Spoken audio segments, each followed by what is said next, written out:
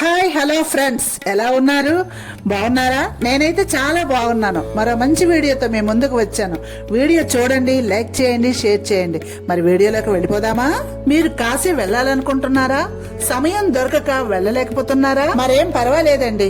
ఎక్కువ సమయం వృధా కాకుండా, అలాగే ఎక్కువ మనీ ఖర్చు కాకుండా కాశీ వెళ్లి వస్తే ఎంత పుణ్యం వస్తుందో అంత పుణ్యం వచ్చే దేవాలయం మన శ్రీకాకుళం జిల్లాలోనే ఉందండి. అదేనండి, మన శ్రీకాకుళం జిల్లాలో గుడి వీధిలో నాగావళి ఒడ్డున ఉన్న శ్రీ ఉమారుద్ర కోటేశ్వర స్వామి ఆలయం. నాగావళి ఒడ్డున ఉన్న శివాలయాల్లో ఇది ఒకటి. చూడడానికి చాలా బాగుంటుంది.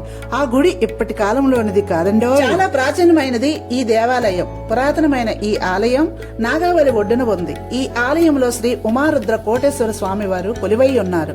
ఉమారుద్ర కోటేశ్వర ఆలయంలో ఉన్న నంది విగ్రహం చాలా పెద్దదిగా ఉంటుంది. ఈ నందిని ఒక వ్యక్తి గుడి బయట తయారు చేసి గుడి లోపలికి తీసుకెళ్లాలనుకుంటే ద్వారం సరిపోలేదట. అందువలన తయారు చేసిన నంది విగ్రహం బయటనే విడిచిపెట్టి ఇంటికి వెళ్లిపోయాడు. మరునాడు ఉదయం వచ్చి చూసేసరికి బయట ఉండాల్సిన నంది విగ్రహం లోపల ఉందండి. ఆ విషయాన్ని అక్కడ ప్రజలు ఇప్పటికీ గొప్పగా చెప్పుకుంటున్నారు.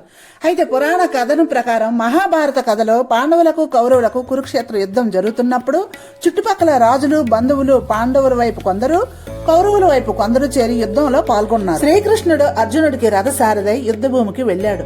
బలరాముడు మాత్రం ఎటువైపు వెళ్లకుండా బంధునాశనం చూడలేనని చెప్పి తీర్థయాత్రలకు బయలుదేరి పుణ్యక్షేత్రాలను దర్శిస్తూ ఉత్తరాంధ్ర వైపు రాగా ఆ ప్రాంతమంతా కరువు కాటకాలతో ఉండడం చూసి ఒరిస్సా రాష్ట్రంలోని పాయికరావుపేట వద్ద తన ఆయుధమైన నాగలిని నేలకి గుచ్చి నీటిని తీసి నదిగా పారించాడు. నాగలితో గుచ్చి నదిగా ప్రవహింప చేయటం వలన ఆ నదికి నాగావళి అని పేరు వచ్చింది. ఎక్కడైతే నది పుట్టిందో అక్కడ ఒక శివాలయాన్ని బలరాముడు ప్రతిష్ఠించాడు.